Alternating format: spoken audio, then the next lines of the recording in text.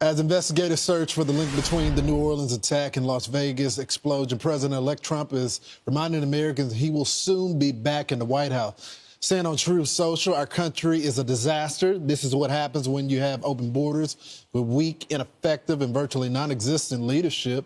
Only strength and powerful leadership will stop it. Fox and Friends weekend co-host Rachel Campos Duffy. I mean, he's right. I mean, we know what was happening with ISIS when he was in office. They were on the run. He destroyed them.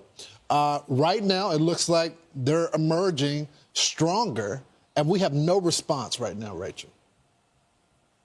Yeah, our foreign policy is also dysfunctional. Yeah. Just think about it. We're still funding the Taliban through NGOs in Afghanistan.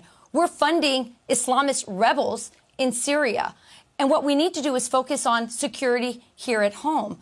And for me, Lawrence, it's really personal.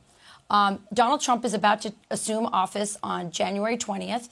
I'm bringing my family, my children, over to the inauguration because, as you know, Sean is nominated to be a Secretary of Transportation.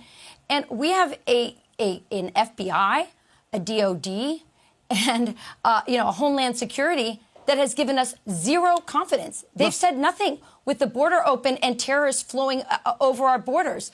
They've been directing agents to go after political dissidents from J6, from January 6th, instead of going after terrorists. We know that within the military, they were flagging Pete Hegseth as a white supremacist because of a tattoo. The ultimate patriot. And meanwhile, we have this guy who was a veteran who turned to ISIS. So this is so dysfunctional. And right now, you know, Lawrence, Donald Trump and senior and senators are calling for Donald Trump's national security team, Tulsi Gabbard, Pete Hegseth, and Kash Patel, to be confirmed immediately because they don't trust this current administration's FBI, DOD, and Homeland Security. And I don't blame them. Lawrence, we still don't know anything about the two people who tried to assassinate Donald Trump this summer. We know nothing about this situation. Well, these are not crimes that have been solved. And yet I'm supposed to feel okay taking my kids to an inauguration on January 20th with this team in place for national security?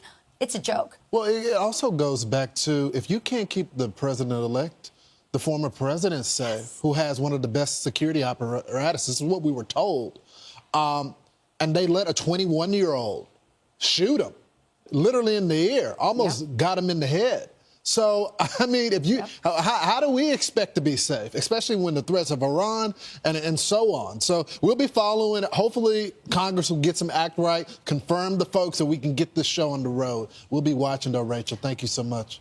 Lawrence, one last thing. I'm down with getting to the bottom of Islamic threats in America and abroad.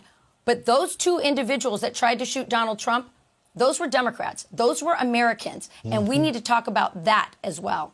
Yeah. And so is the guy that did this in New Orleans as well, American citizen. Absolutely. We'll be following it. Thanks, Rachel.